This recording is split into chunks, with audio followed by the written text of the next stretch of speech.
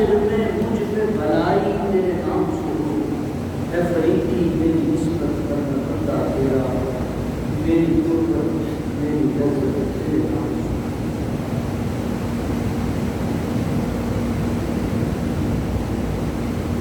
اللہ تبارک و تعالیٰ جل مجدہ کے ذکر و ثنا حضور قرب شرف صلی اللہ علیہ وآلہ وسلم کے والا صفات کے ہدیہ ذکر و سلام کے بعد مالک و خالق کے حضور التجا ہے اور ہم سب کا آنا جانا سننا سنانا پڑھنا پڑھانا قبول فرمائے، مجھے حق اور سچ بیان کرنے کی اور ہم سب کو اس پر عمل پیرا ہونے کی توفیق نصیب فرمائے۔ عزیزان گرامی قدر، یہ ماہ مقدس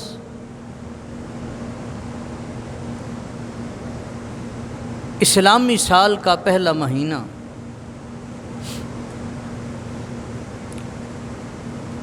جو بڑی عظیم شہادتوں کی طرف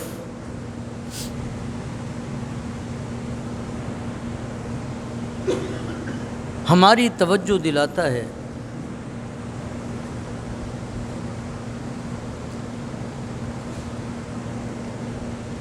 اسلام کا دامن بہت وسیع ہے، اسلام کا دامن بہت وسیع ہے اور اپنے اندر بڑے بڑے بہادر رکھتا ہے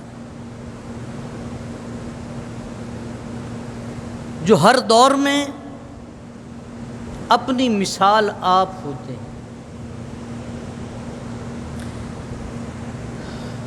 یہ تو اب ایک دور چل پڑا ہے، ہمیں بزدلی سکھائی جاتی ہے، بزدلی بتائی جاتی ہے، بزدل بنایا جاتا ہے، بلکہ پچھلی ایک صدی سے یا 2 صدیاں کہہ لیں، یہود و نصارہ اس کوشش میں ہیں کہ مسلمانوں کو جو شوق جہاد ہے اس کو ختم کیا جائے۔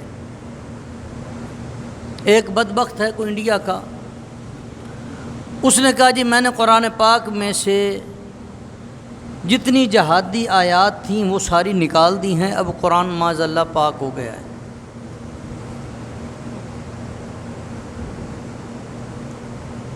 ہر ایک کا انداز مختلف ہے نا، سوچنے کا، فکر کا۔ وہ یہ نہیں جانتا یہ جذبہ قرآن کی آیات میں نہیں ہے، مسلمان کے بچے کو نخ میں یہ دیا جاتا ہے، کٹی میں۔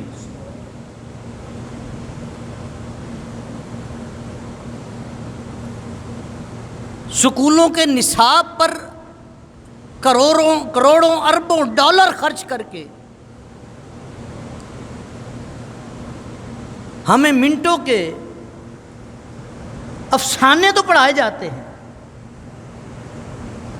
مسٹر چپس کے بارے میں تو بتایا جاتا ہے، لیکن ہم سے یہ چھپایا جاتا ہے کہ عمر فاروق کون تھے،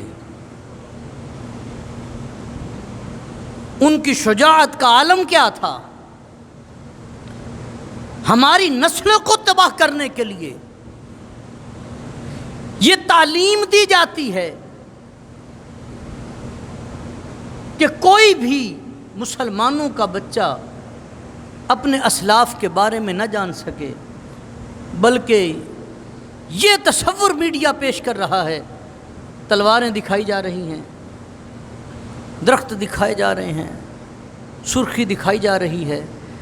ثابت کیا کرنا چاہتے ہو؟ معاذ اللہ حسین کسی بزدل کا نام ہے؟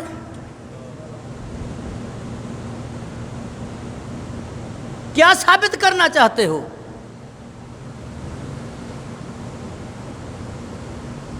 جب حضرت امیر معاویہ آپ کا انتقال ہوتا ہے، یزید تخت نشین ہوتا ہے، مدینہ کے گورنر کو کہا جاتا ہے کہ امام حسین علیہ السلام سے بیعت لیں۔ آپ کو گورنر ہاؤس بلایا گیا، آپ گئے،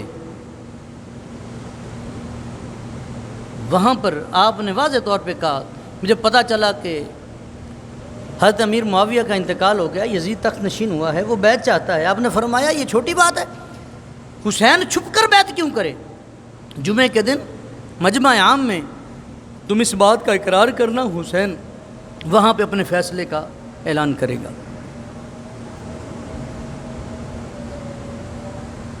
ابن مروان بیٹھا ہے، جب آپ پڑھتے ہیں تو وہ کان میں کہتا ہے کہ حسین کو جانے نہ دو، یہ اگر چلے گئے تو بہت بڑا مسئلہ کھڑا ہوگا، یا تو بیعت کے لیے راضی کرو، نہیں تو جنگ کے لیے تیار کرو۔ تو امام علی مقام جب اس کی یہ بات سنتے ہیں جاتے ہوئے تو پلٹتے ہیں، کہتے ہیں کہ تجھے بڑا مان اپنے آپ پہ، ذرا باہر آنا، تمہیں بھی پتہ چلے حسین کس کا نام ہے۔ باہر آ مقابلے میں، حسین ابن علی کو کیا سمجھا؟ جو آج یہ یہودی میڈیا یہ دکھانے کی کوشش کر رہا ہے معاذ اللہ میرا حسین بزدل نہیں ہے۔ ادھر صرف 72 جن میں سے 21 اہل بیت میں سے، باقی صحابہ کی اولادیں، اور ادھر 22,000 کا لشکر۔ کتنا؟ یہ ایسا کبھی مقابلہ دیکھا ہے؟ پھر لکھتا ہے ابن زیاد کہ اور لشکر بھیج، بندے کم ہیں۔ ان کا تیرا دماغ خراب ہو گیا، اور تیرے پاس 22,000 کا لشکر ہے، ادھر صرف 72۔ کیا ہوا تمہیں؟ اس نے کہا تو نہیں جانتا تیرا مقابلہ کن سے ہے، تو نہیں جانتا، یہ اہل بیت کے گھرانے کے ہیں، یہ ایک ایک بندہ ہزاروں پہ بھاری ہے۔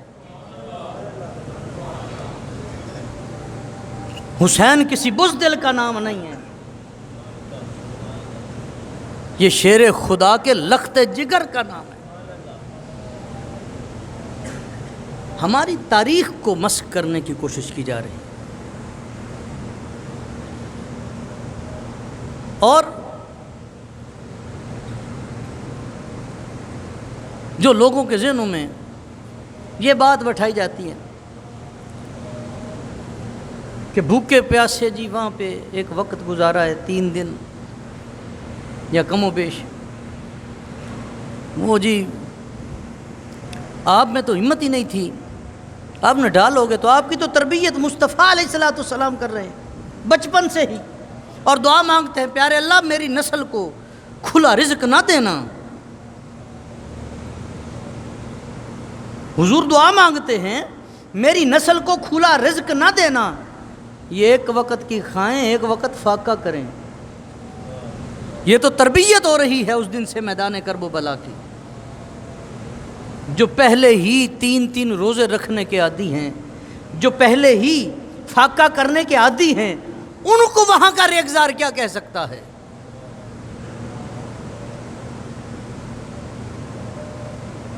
انہیں وہاں کا ریگزار کیا کہہ سکتا ہے؟ یہ تو امتحان تھا، یہ تو امام علی مقام کے لیے یہ امتحان تھا۔ لوگوں نے اس کو اور رنگ دینے کی کوشش کی، نہ تو میرا حسین بزدل ہے اور نہ ہی میرا حسین بکاؤ ہے۔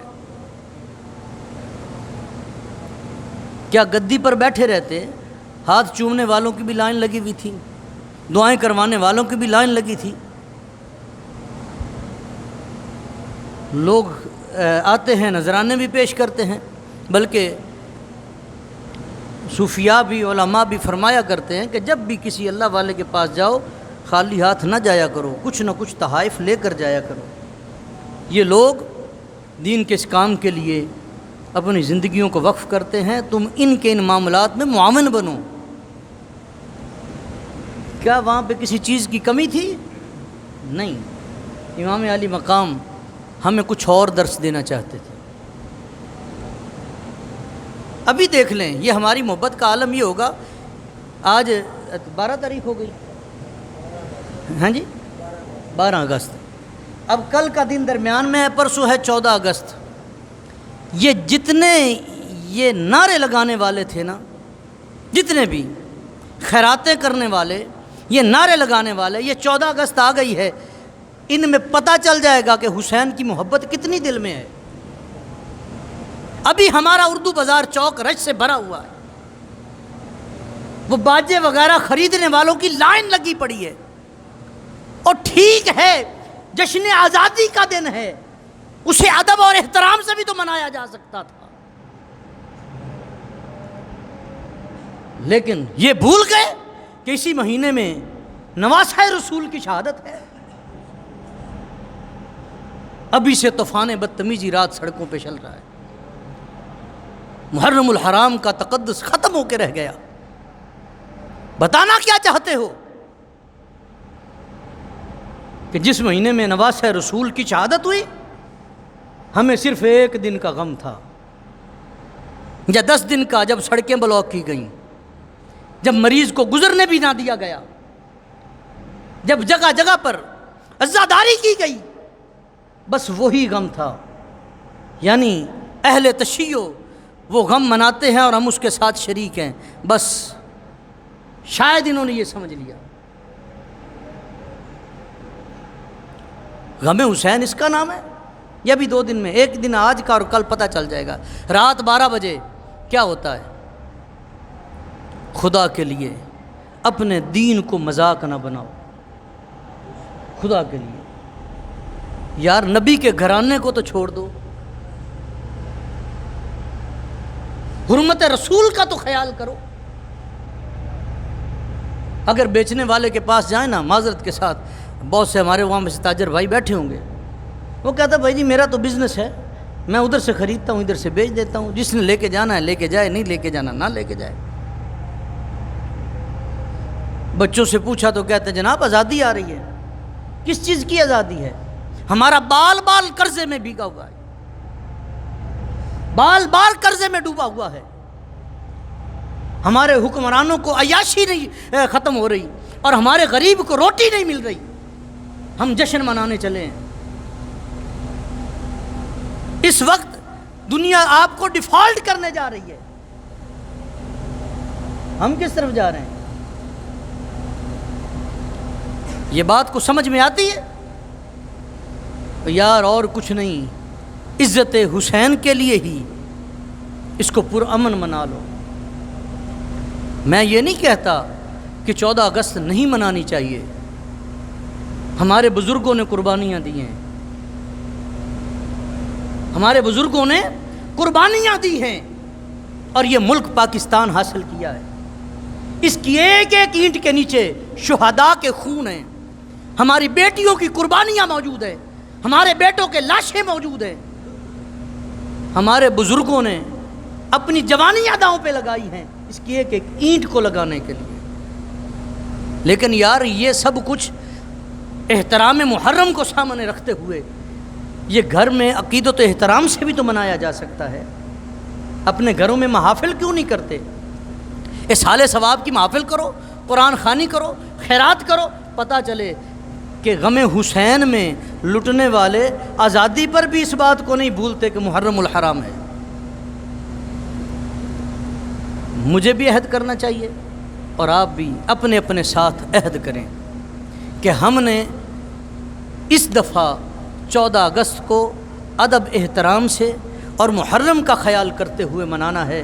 دعا ہے اللہ ہمیں استقامت عطا فرمائے۔ وآخر دعوانا ان الحمد للہ رب العالمین۔